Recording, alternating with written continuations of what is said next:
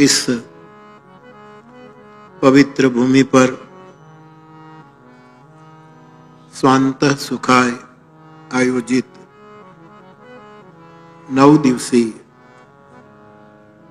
भगवान राम की कथा मानस परम विश्राम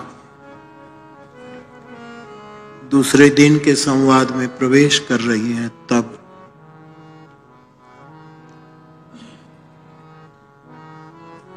ओशो की समस्त चेतना को प्रणाम करते हुए ओशो आश्रित और ओशो को फॉलो करने वाले आप सभी ओशो प्रेमी जन सभी को भी मेरा प्रणाम। विधिविद क्षेत्र के सभी अग्रणी और आप सभी मेरे श्रोता भाई बहन,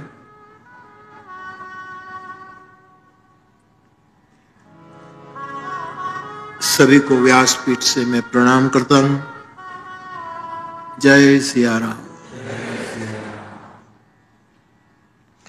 कुछ प्रश्न भी हैं, यथा समझ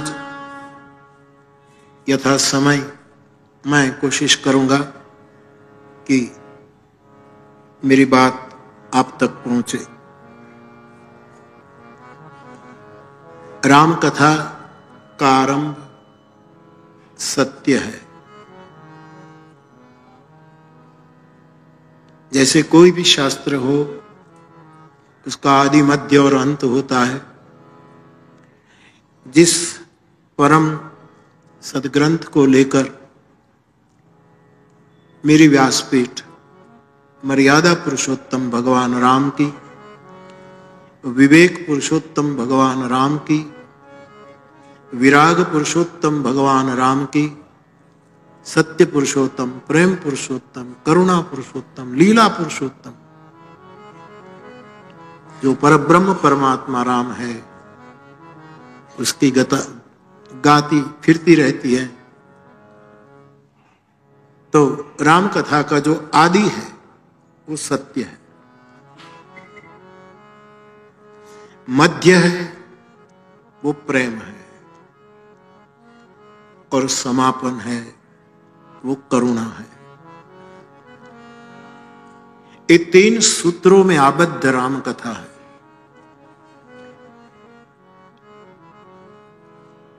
और मैं नहीं मानता कि इन 3 सूत्रों से किसी को तकलीफ हो। कोई धर्म, कोई विचारधारा, कोई साधना पद्धति हो, सत्य का इनकार नहीं कर सकती। और सत्य का यदि इनकार करे तो उसको आध्यात्मिक कैसे कहे, उसको धर्म कैसे कहे, उसको उपासना कैसे कहे। कोई भी धारा प्रेम का इनकार नहीं कर सकती।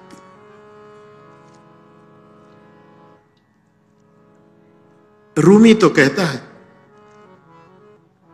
कि परमात्मा को प्राप्त करने के लिए कई रास्ते हैं, मैंने केवल प्रेम वाला रास्ता चुना है। ऐसा रूमी का एक वैश्विक वाक्य है। कई मार्ग है परमात्मा को पाने के, लेकिन मैंने प्रेम मार्ग पसंद किया, ऐसा रूमी का वक्तव्य है। भगवान बुद्ध भी अपनी बोली में कह सकते हैं, यद्यपि वो परमात्मा आत्मा आदि में नहीं जाते ज्यादा, लेकिन यदि उसकी अंतरात्मा से कोई उसकी आवाज सुने तो वो कह सकते हैं कि संबोधि प्राप्त करने के लिए, निर्वाण प्राप्त करने के लिए कई मार्ग हैं, लेकिन मैं पसंद करूंगा करुणा का मार्ग। वो ऐसा कह सकते हैं। मैं उसका प्रवक्ता नहीं हूं बुद्ध का, लेकिन जिस तरह बुद्ध को मैं फील करता हूं, इसी आधार पर मैं बोल रहा हूं कि वो करुणा का मार्ग पसंद करेंगे। भगवान राम ये तो साक्षात ब्रह्म है, परमात्मा है, ईश्वर है, परम तत्व है, भगवान है। कल माता जी ने ठीक कहा था कि ओशो ने कहा है कि राम के दो रूप हैं, निर्गुण और सगुण। वो तो सनातन धर्म की पूरी धारा की उद्घोषणा है, औपनिषदी उद्घोषणा है कि ब्रह्म के दो रूप है, निर्गुण और सगुण। और मां ने ठीक कहा कि सगुण रूप में वो दशरथ जी के पुत्र है और निर्गुण रूप में वो समस्त जगत में व्याप्त है। सगुण रूप में द्रवंसो दशरथ अजीर विहारी, निर्गुण रूप में सर्वत्र समान, हर जगह फैला। लेकिन मैं आगे का प्रकरण जो मानस का है उसमें जाऊंगा तब विशेष स्फुरना हुई तो कौन। लेकिन ये सगुण और निर्गुण का बोध कराने वाला राम का नाम है। राम नाम है सेतु, निर्गुण से यात्रा करने वाले को सगुण तक पहुंचा देता है और सगुण से यात्रा करने वाले को राम नाम निर्गुण तक की यात्रा संपन्न कराता। ये सेतु है। बनाओ, आपकी सेना में नल नील नाम के दो बंदर है, जिसको ऋषि के आशीर्वाद प्राप्त है। वो छुएंगे तो पत्थर तैर जाएंगे। मैं भी अपनी औकात के अनुसार आपका सहयोग करूंगा। अब सेतु बंद करिए साहेब। समुद्र के सहयोग से सेतु बंद नहीं बना। नलनील के हाथ से पत्थर तैरे ये जरूर, लेकिन सेतु नहीं बना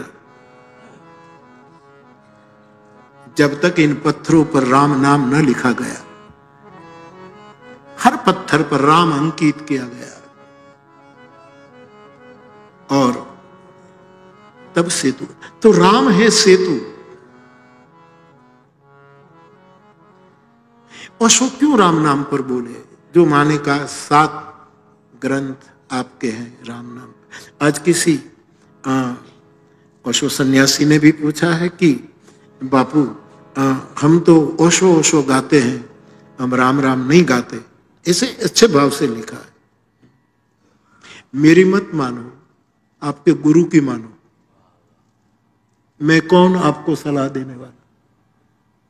आपका बुद्ध पुरुष, आपका सदगुरु ओशो राम नाम की अलग जगह रहे अपने ग्रंथों में, उसको पढ़ करके। और मुझे अच्छा लगा कि जब मैं आया तब कुछ ओशो सन्यासी भाई बहन, हमारे ये महापुरुष जो आश्रम लगाकर बैठे, गिटार के साथ ओशो के नाम के साथ राम नाम संकीर्तन कर रहे थे। राम है सेतु, अथवा तो सेतु शब्द को ध्यान रखें।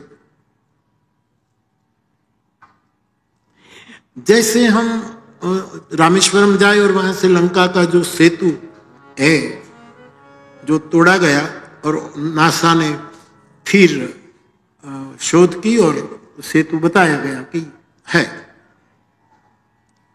इसका नाम है राम सेतु।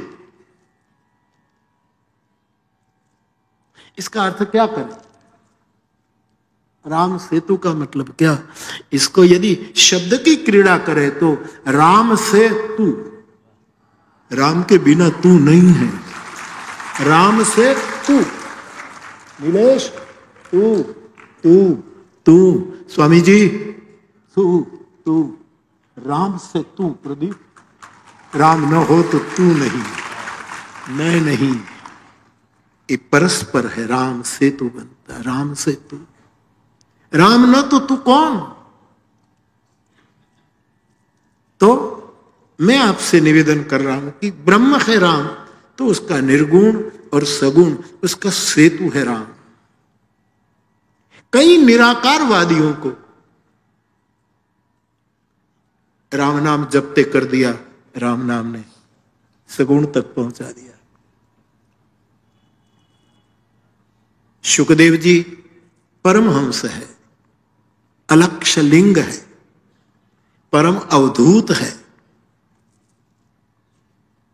मुझे खबर नहीं ओशो शुकदेव जी पर बोले कि नहीं, लेकिन ये विषय इनको न बोले हो तो उसको पकड़वाना चाहिए था। एक बार शुकदेव को देखकर आप तो गजब की बातें कर देते। शुक शुक है, शुक शुक है। वो क्यों? गृहीत चेता राजर्षि। वो कहते, हे परीक्षित, मेरी निष्ठा निर्गुण में है, मैं निराकारवादी हूं, लेकिन ये कृष्ण नाम ने, कृष्ण रूप ने, कृष्ण की सुजानता ने, कृष्ण की कृपा निधानता ने, कृष्ण की अनाथ पर प्रीत करने के स्वभाव से अकाम अकारण दूसरों को मुक्ति देने वाला एक कृष्ण नाम ने मेरे चित्त को पकड़ रखा है। गृहीत चेता राजर्षि। तो राम नाम है सेतु। तो बड़े अच्छे भाव से सन्यासी ने पूछा कि बापू, हम तो आप जय सियाराम कहते हैं तो हम बोलते हैं, लेकिन हम तो जो चाहो, जो रुचि हो, जो स्वाभाविक हो पुकारो।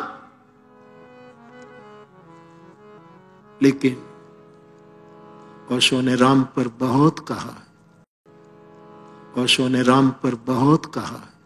हाँ, राम पर आलोचना भी की है, लेकिन आलोचना में हम क्यों जाए? मुझे कई लोग पूछते हैं कि आप ओशो की बात करते हैं तो ओशो ने ये किया, ये किया, ये किया, उसका जिक्र क्यों? मुझे चांद के धब्बों से लेना नहीं है, मुझे चांदनी से लेना देना। चांद में क्या और धब्बे मुझे क्या लेना देना? मैं चांदनी में नहा रहा, इसलिए मैंने कहा मैं एंजॉय कर रहा हूं। एक बात कहूं ओशो सन्यासी भाई बहन, तलगा महुआ में जब मैं रहा, मेरा गांव तो तलगा जरडा है, अब मैं वहीं रहता हूं मेरे मूल गांव में। तो मैं टीचर था ना, सर्विस करता था। तो जब उसके बाद भी मैं कुछ समय महुआ में रहा, तो सायंकाल को मैं वहां सबको मिलता, आंगन में झूले पर बैठकर महुआवासी कोई मेहमान आए सबको मैं मिलता था। आप जानते हैं सत्य वेदांत को, जिसने ओशो को पिया और पचाया, मेरा निर्णय है ये, सत्य वेदांत ने ओशो को पिया, भरपूर पिया और पचाया भी। कभी कभी हम पी जाते हैं लेकिन पचा नहीं पाते, और पीने के बाद पचा न पाने के कारण अमर्यादित हो जाते हैं।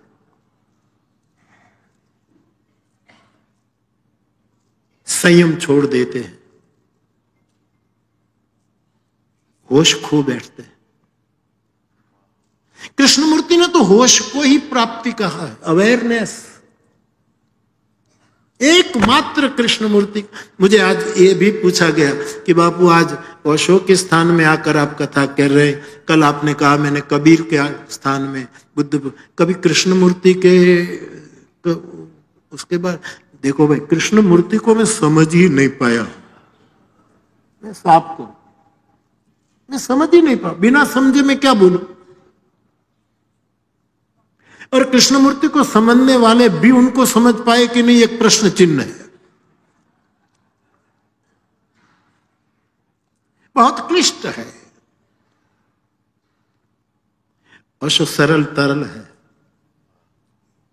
मां के दूध की तरफ पिला देते।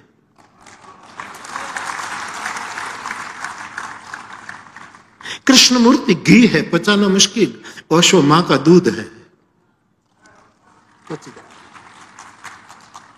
तो हम एंजॉय कर सकते हैं, चांद में कौन धब्बे है, क्या है, ये बूढ़ी माता बैठी है, बकरी है, कोई रेटिया काट रही है, कि कोई कलंक लगा है, कि बृहस्पति की पत्नी के ऊपर उसने कुदृष्टि की इसलिए कोई श्राप है, अथवा तो क्षय का रोग लागू पड़ा है, उसमें कोई छिद्र। हम इनको क्यों देखे?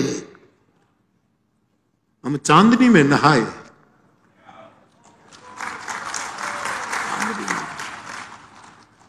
और आपके यहां तो इतना, ये बेड़ा घाट और पूर्णिमा की चांदनी में आप देखो तो यहां की रौनक तो देखो साहब।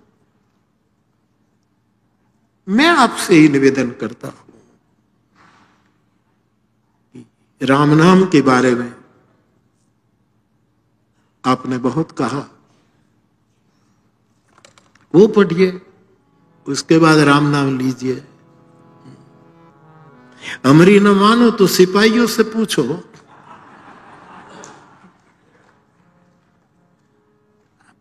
अपने अपने गुरु से पूछिए ना, जो तुम्हारा केंद्र है, जो आश्रय स्थान है, उससे पूछे। एर गैर की दाढ़ी में हाथ क्यों डाले? जिसने तुम्हारा दुपट्टा छीन लिया है उसको पूछो।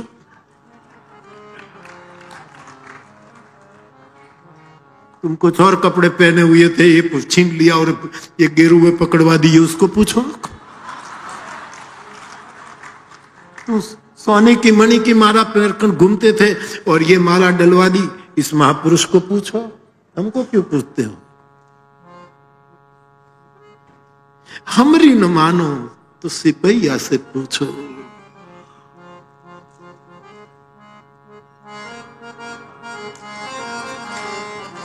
हमरी न मान सिपहिया से पूछो, हमरी सिपहिया से पूछो,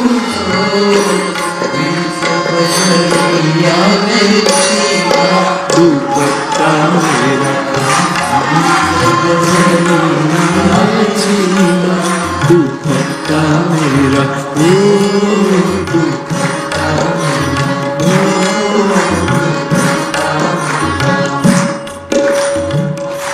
तो राम नाम है सेतु।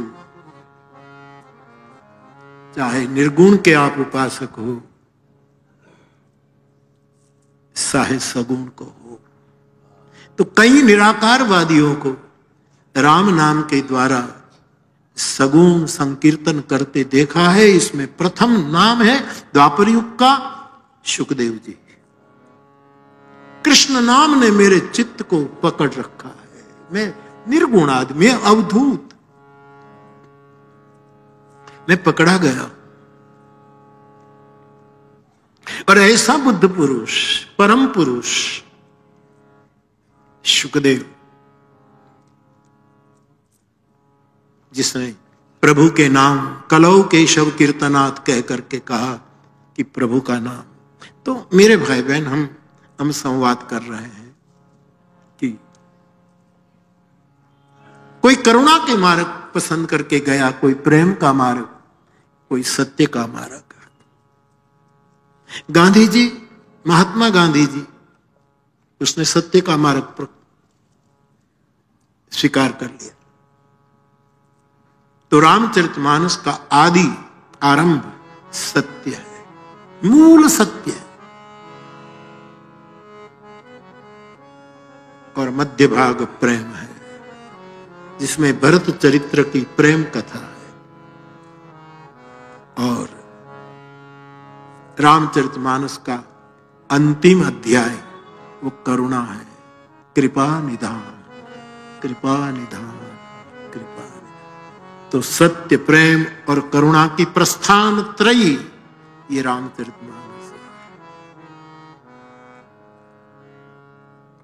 तो मैं सत्य वेदांत की बात कह रहा था कि वो ओशो को खूब, जहां तक मैं समझा, हमारे गुजरात के रहे, आप सब जानते हैं, पूना में बहुत रहे और विजिटिंग प्रोफेसर के रूप में कई यूनिवर्सिटियों में लेक्चर दिए। वो अक्सर आते रहते थे, बड़े सरल, बड़े विनम्र। अब तो नहीं रहे। तो आए थे महुआ, शाम को मैं सबको मिलता तो बैठे थे, कुछ लोग आए और सब गए। उसके बाद मैं, सत्य वेदांत और हमारे मुंबई से आए विनु भाई मेहता बैठे थे। ये बनी घटना।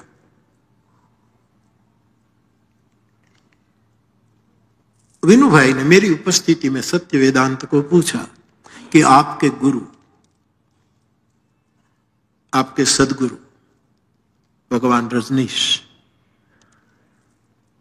उसने ये किया, उसने ये किया, उसने ये किया, उसने ये किया, खबर नहीं, इतनी बातें पूछ डाली। मैं रोकूं कि चुप रहा तू, चुप रहा। लेकिन स्वभाव, आप कुछ कह सकते हैं?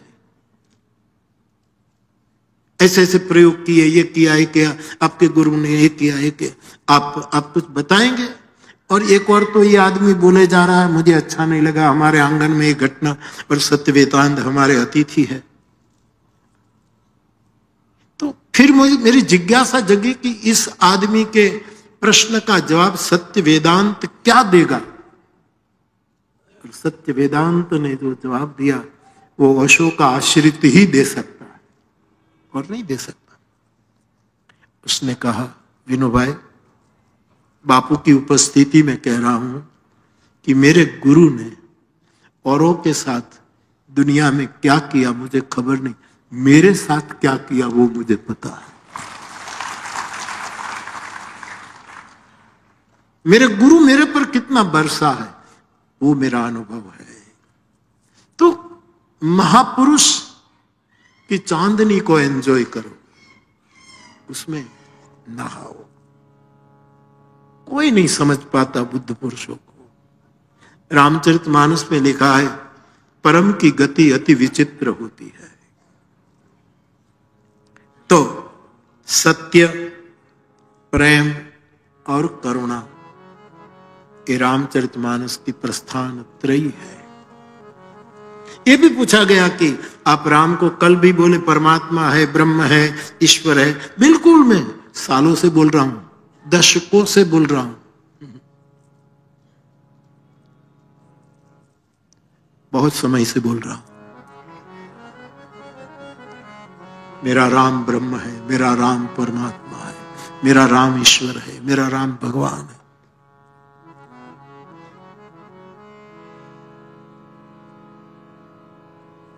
राम समान प्रभु नाही कहो। मैं बोलता रहता हूं जो मेरा अनुभव है।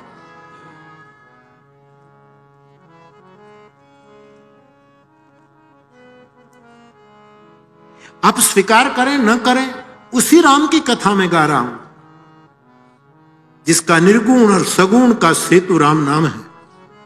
उसी ब्रह्म को मैं गा रहा हूं और आज यहां मौका मिल गया तो आपके सामने गा रहा हूं। हमें तो यही काम करना है, गाना है।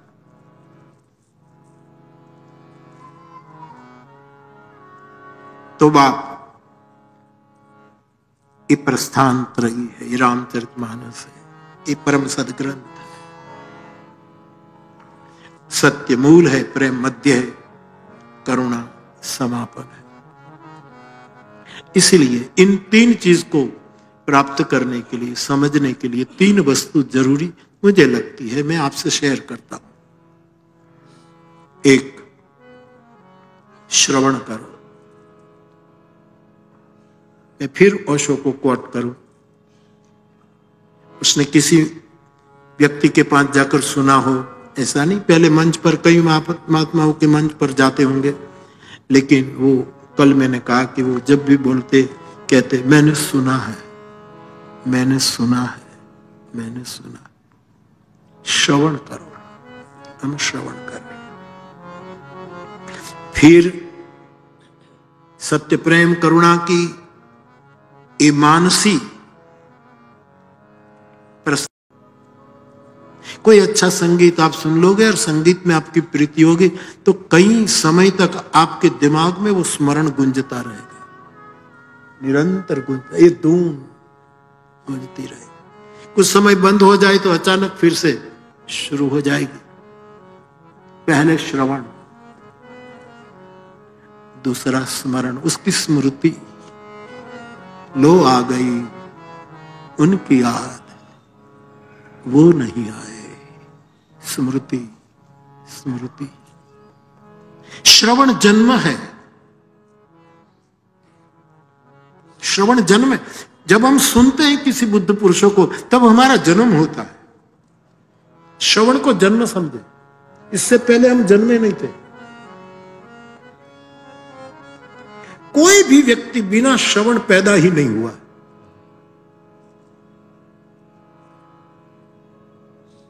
जब सद्गुरुओं को सुनते हैं तब हमारा जन्म होता है। यही असली जन्म है। जठर से जन्म हो वो एक सामान्य है, किसी के जिगर से जन्म हो, कोई जिगरवान आदमी, कोई हृदयस्थ आदमी। जन्म तो कायस्थ होता है, शरीरस्थ होता है। जन्म कायस्थ है, जो शरीर के कारण हुआ है। जीवन होता है किसी को सुनते सुनते सुनते सुनो।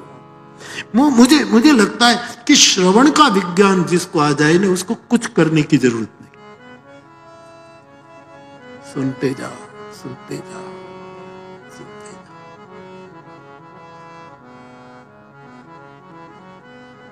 इसलिए ओशो का एक टुकड़ा अच्छा लगता, मैंने सुना है। व्यक्ति को न सुना हो, चलो किसी के पास बैठकर न सुना हो, लेकिन ऋषि मुनियों के विचार जो ग्रंथों में, इस मौन को सुना हो। आप किसी एक वस्तु को राम नाम लेकर आप उसमें अंतःकरण से लग जाओ ना, तो साधु संतों का अनुभव है। 3 वस्तु का अनुभव होता है। धीरे धीरे राम नाम मणि का प्रकाश दिखने लगता है, धीरे धीरे धीरे।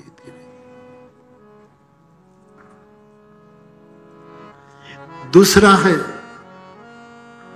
एक ध्वनि, एक नाद,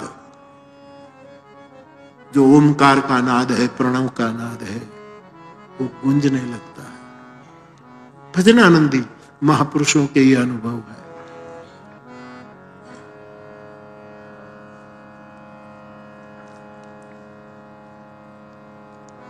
एक नाद, एक गुंज शुरू हो जाता, एक प्रकाश, एक उजाला शुरू होने लगता। तीसरा आखिरी है, राम नाम की खुशबू आने लगती है। ये 3 वस्तु साधक में मुखर होने लगती। तो ओशो कहते हैं कि मैंने सुना है, कैसे भी उसने अस्तित्व को सुना होगा, जो हो।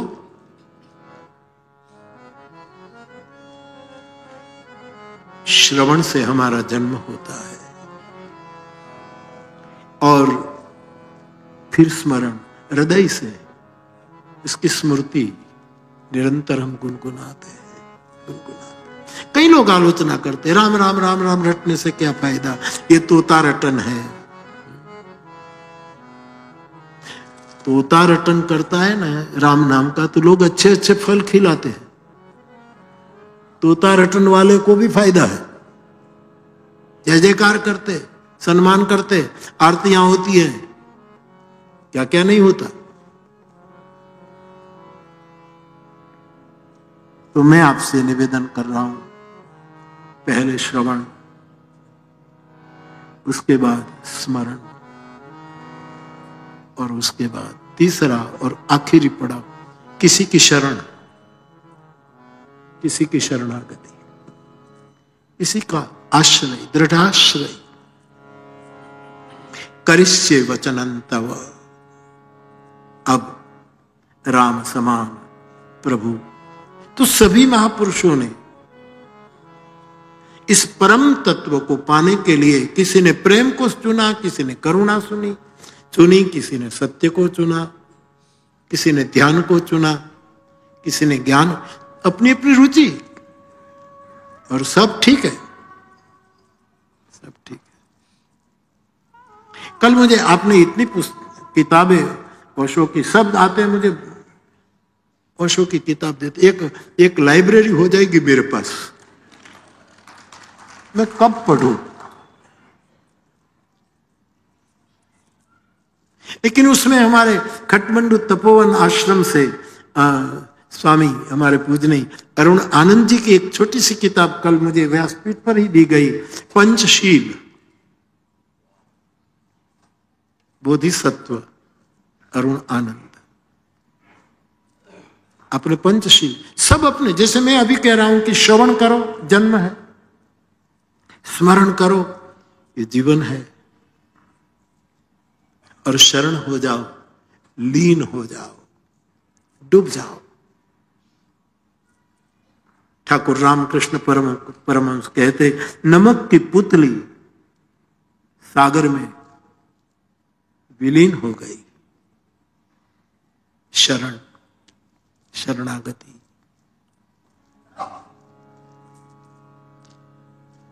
हमारी एक माता ओशो की सन्यासिनी थी, सालों पहले की बात कर रहा हूं मैं, 50 साल पहले की।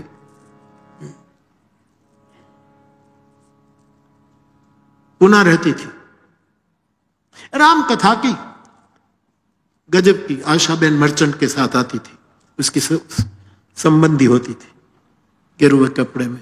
पहले तो संसार, फिर उसने ओशो से दीक्षा ले ली, नव संन्यास, क्या नाम मैं भूल गया, माता जी थी, ऊंचाई थी, प्रवर्षण पर्वत की कथा में यजमान थी।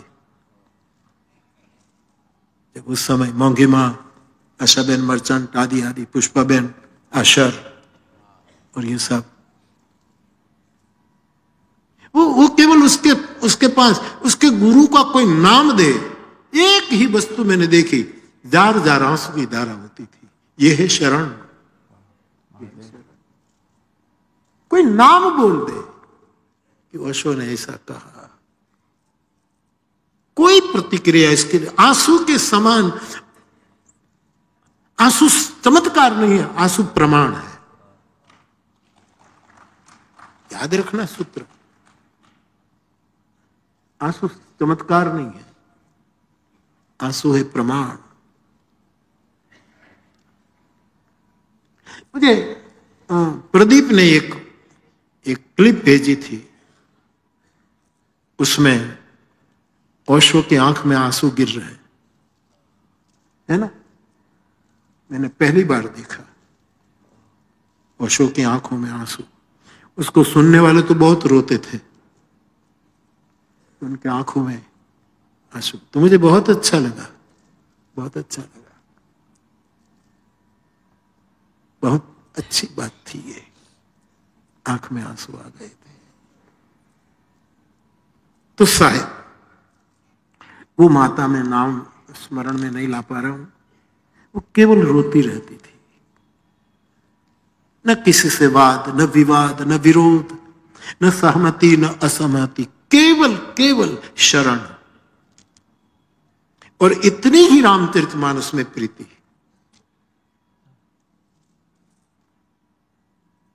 तो सब अपने अपने ढंग से अपनी यात्रा का मार्ग पसंद करते हैं, और ये स्वतंत्रता होनी चाहिए।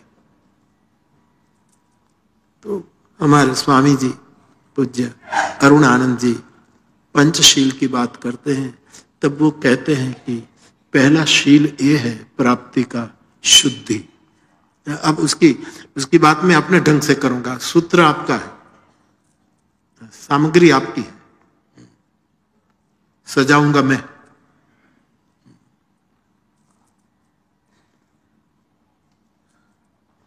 आपने बहुत अच्छा कहा कि यदि इस परम तत्व का अनुभव करना है तो मेरी सालों की साधना से मैं कह सकता हूं, पहला सोपान है शुद्धि। शुद्धि, शरीर की शुद्धि, विचारों की शुद्धि, वस्त्रों की शुद्धि, अब तो कहते हैं भोजन की शुद्धि, आहार की शुद्धि, पानी की शुद्धि, शून्यता की शुद्धि, हर प्रकार की शुद्धि का बड़ा प्यारा विवरण किया है आपने। शुद्धि, और इस शुद्धि के साथ में जोड़ू, क्योंकि जब तक सत्वगुण, रजोगुण, तमोगुण है तब तक हम शुद्ध है ही नहीं। सत्व गुण है तब तक हम स्वच्छ है, जरूर स्वच्छ है, शुद्ध नहीं है, क्योंकि ये तीनों गुण हमें विचलित रखते हैं। स्वामी जी ने तो शुद्धि शब्द पर अपने ढंग से बात, लेकिन शुद्धि नहीं आती, कारण रजोगुण, तमोगुण, सत्वगुण। करे क्या शुद्धि के लिए? स्वामी जी के वाक्य को मैं अपने ढंग से कहूं। एक गाय खड़ी है, समझ लो, उसकी पीठ पर एक चिड़िया बैठी है पीठ पर। ये दृश्य आपके सामने रहे शुद्धि के लिए। और उसको हिंदी में कैसे कहूं, इतड़ी गाय के चाम में इतड़ी एक ऐसा जंतु है जो गाय के आंचल में बैठा हो ना तो भी लहू पीता है, दूध नहीं पीता। कई लोग बुद्ध पुरुष के आंचल में बैठे होते हैं, लोई पी जाए, दूध प्राप्त ही न करे, चूस लेते हैं गुरु को, लेकिन रक्त ही लेते हैं उसको, दूध परम धर्ममय दूध नहीं प्राप्त कर सकता। तो एक है चिड़िया, एक इतनी एक जंतु है जो देहाती लोग, वो रक्त पीती है। तीसरा है बछड़ा, वो दूध पीता। ये दृश्य एक दृष्टांत के रूप में स्वामी जी के शुद्धि शब्द को समझाने के।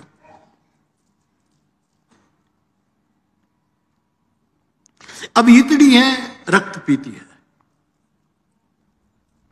ये तमोगुण है, निरंतर रक्त पीना, निरंतर। और वो चिड़िया है, उसका खुराक इतड़ी है, इसलिए जब समय मिले कूदाकूद करके जहां इतड़ी वो जंतु देखा उसको खा जाती है। तो इतड़ी जो रक्त पीती है वो हमारा तमोगुण है, और चिड़िया जो इतड़ी को खा जाती है वो रजोगुण है, उड़ती रहती है, कूदती रहती है, उसको खा, रजोगुण तमोगुण को खा लेता है शुद्धि के लिए, विशुद्धि के लिए। लेकिन वो चिड़िया इतड़ी को खाती है, रजोगुण उड़े, फिर पीठ पर बैठ जाए, सिर पर बैठे, सींग पर बैठे, पूंछ पर बैठे, जहां इतड़ी मिले उसको खा जाए, बस कूदाकूद, ये रजोगुण का स्वभाव है। और मेरी मां को, मेरी गौ माता को, ये चिड़िया पीठ पर बैठती उड़ती रहती है तो वो एकदम वो हिल जाती है, और बछड़ा दूध पीता है। उसी समय बछड़ा गाय के आंचल को सिर मार मार करके दूध पीता है, और बार बार सिर मारने से चिड़िया उड़ जाती है। सत्व गुण रजोगुण को उड़ा देता है, रजोगुण तमोगुण को खा जाता है। सत्व गुण बछड़ा है, दूध पीता है, वो रजोगुण को भगा देता। लेकिन फिर भी बछड़ा दूध पीता ही है तो भी शुद्धि नहीं है, गाय दुखी है। और बछड़ा तो दूध जब तक मिलेगा तब तक पीता ही रहेगा। अभी एक ही उपाय है, गाय वसु की जाए, जैसे भीतर हमारी जो मनोदशा ये जब वसु की जाए, अब कोई कामना नहीं, अब कोई ऐषणा नहीं, कोई इच्छा नहीं, तब गया रजोगुण, तब गया तमोगुण, तब गया सत्वगुण, उसको मैं शुद्धि कहता। ये तो मैं समझाने के लिए इसमें गया, ये तो हमारा देहाती दृष्टांत है। पहले हम शुरू की कथाओं में गाते रहते थे, और साधु वो है, शुद्ध वो है जो गुणातीत हो जाए। ब्रह्मानंद जी कहते हैं,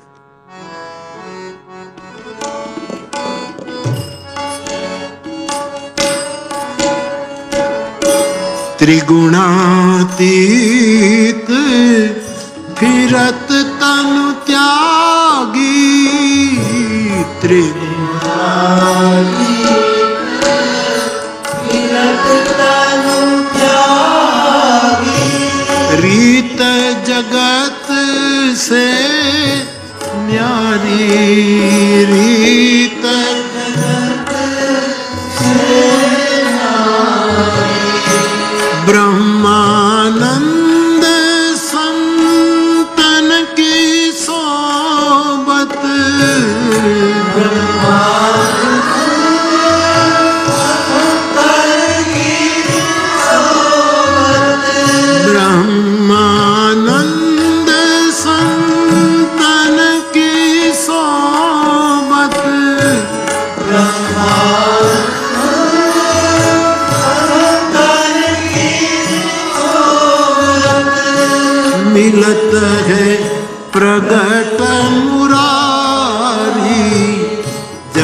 माही संत परम हितकारी,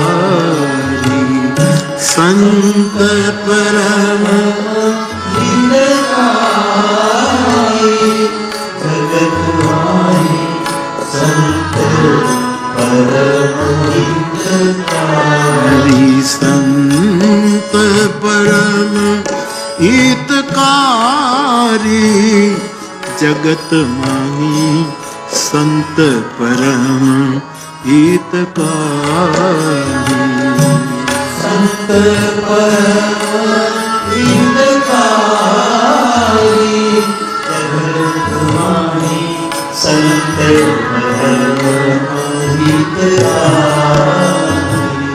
तो शुद्ध गुणातीत अवस्था, निस्त्रय गुण भवार्जुन, अर्जुन शुद्ध हो जा। यद्यपि आत्मा के रूप से तू शुद्ध ही है, लेकिन कषाय आवरण, इससे मुक्त हो जा। तो स्वामी जी बड़ी प्यारी बात करते हैं, पंचशील नाम दिया है। पहला शुद्ध, दूसरी बात आपने बताई संस्कार। संस्कार, कुछ पुराने अच्छे संस्कार, कुछ पुराने बुरे संस्कार, वो तो हो गया, हमारे बस में तो नहीं है। लेकिन वर्तमान में हम ऐसे संस्कार को ग्रहण करें, शुभ संस्कार को, कि भविष्य में हमारा बंधन न रहे। वर्तमान हाथ में है, जो भी है बस यही एक पल है, जो अभी जो पल है उसमें। तो संस्कार को स्थान आपने दिया, आपका जो आपने क्रम बताया उसी से मैं चल रहा हूं। संस्कार। तीसरी बात आपने कही, गुरु ने बताई साधना पद्धति। साधना, गुरु ने ध्यान का मार्ग बताया, करो। मुझे लोग पूछते आपका मार्ग ज्ञान का, ध्यान का। मैंने कहा ना ज्ञान में हमारी कोई समझ है, ध्यान से हम कोसों दूर बैठे हैं। ना ध्यान हमारा तो एक गान मार्ग है, गाते रहते हैं, झूमते रहते हैं, मस्ती में डूबे रहते हैं। ध्यान, आप तो कितने ध्यान करते, आंखें बंद की ही और गए। कहां से सप्तावरण भेद करके कहां पहुंच जाते पता नहीं। मैं तो दर्शन करके धन्य हो जाता हूं कि गया गया ओशो का सन्यासी गया, सप्तावरण भेद करके गया। कौन सी फ्लाइट ले लेते हैं पता नहीं लगता साहब। अच्छा है साहब, अच्छा है, बहुत अच्छा, सब शुभ है, लेकिन हमारा कबीर साहब कहते हैं जो सहज मार्ग हो वो पकड़ो। सहज सहज सहज समाधि चली, कबीर कहते हैं सहज।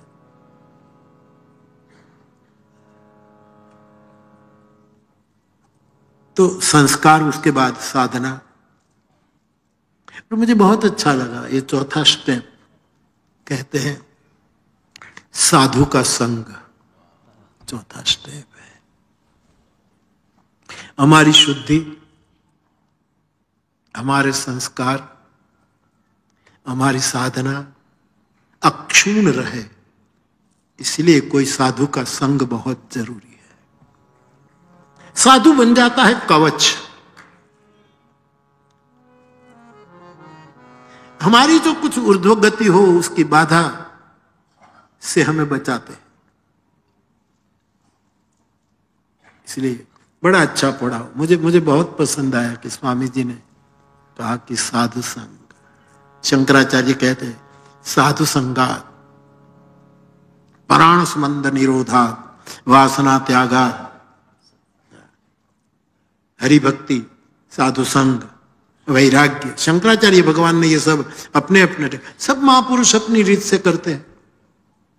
तो मैं रात को ये छोटी सी किताब देख रहा था, कल मुझे जो प्रसाद के रूप में मिली वो है साधु संग। मैं भी आपसे प्रार्थना करूं कोई ऐसा फकीर साधु मिल जाए उसका संग करो।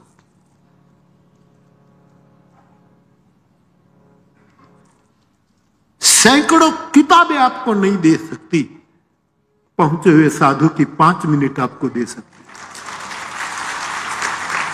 5 मिनट का साधु संग। तुलसीदास जी तो बहुत उदारता से कहते हैं, एक घड़ी आधी में पुण्य आध, तुलसी संगत साधु की तो कटे कोटि। इतना क्षण मात्र। आपने नाम सुना होगा, गांधी जी भी जिसको गुरु मानते थे, श्रीमद राजचंद्र कृपालु देव, हमारे सौराष्ट्र गुजरात का शरीर, शतावधानी थे, बड़े तपस्वी, हीरा के व्यापारी थे। आप सौराष्ट्र से, राजकोट से कच्छ में जाओ तो बीच में मोरबी के पास आपका गांव है। श्रीमद राजचंद्र ऐसा कहते थे, हे परमात्मा, हे पुराण पुरुष, तू मुझे मिले न मिले मुझे कोई चिंता नहीं। परमात्मा से कहता है, मुझे तुझे मिलना नहीं है।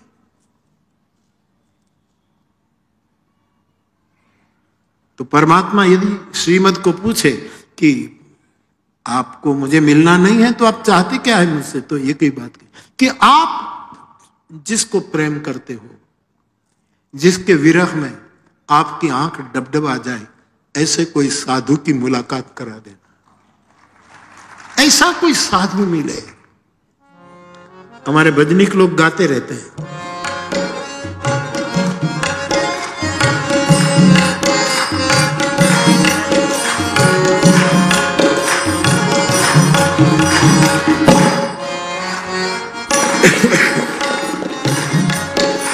मिले कोई ऐसा संत फकीर, मिले कोई ऐसा संत फकीर, पहुंचा दे भवदरिया के तीर, पहुंचा दे भवदरिया के तीर, पहुंचा दे भवदरिया के